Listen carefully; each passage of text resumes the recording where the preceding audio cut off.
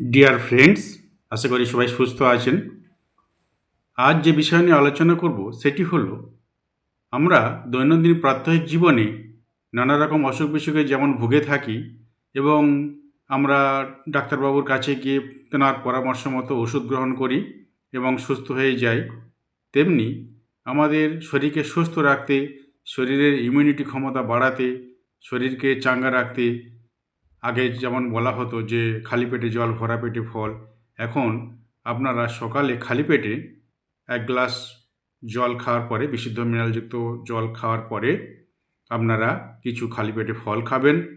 Apple, শসা, কলা বা পেঁপে এগুলি আপনারা সকালে খেতে পারেন।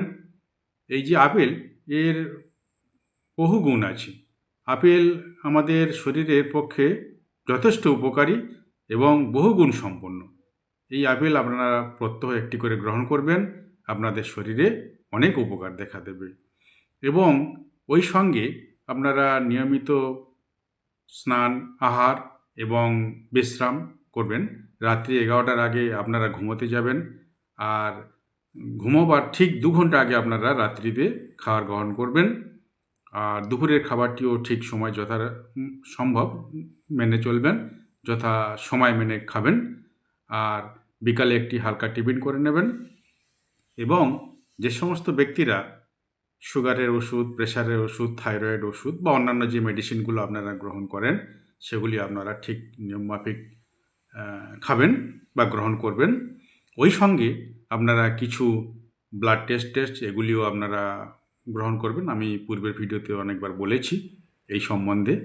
এবং প্রেশারটাও মাঝে মধ্যে চেক করে রাখবেন, মাসে 2বার হলেও প্রেশারটা একবার চেক করে নেবেন। আর ব্লাডের বিষয়ে যেগুলি বললাম সেগুলিও আপনারাও চেক করবেন।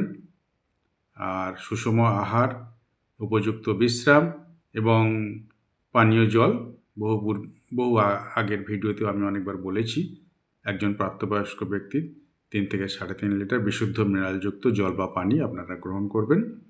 আর উপযুক্ত বিশ্রাম সেগুলিও নেবেন।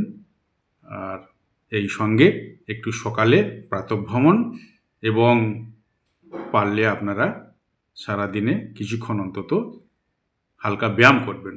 এতে শরীরে রক্ত চলাচল ভালো হবে, শরীর সুগঠিত হবে এবং অনেক রোগব্যাধি দূরে চলে যাবে। সবাই ভালো থাকবেন, সুস্থ থাকবেন।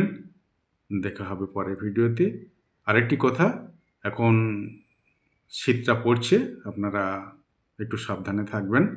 মাঝরাতের পর থেকে ঠান্ডাটা বেশি বাড়ছে, আপনারা সবাই সাবধানে থাকবেন এবং সবাই ভালো থাকবেন। নমস্কার।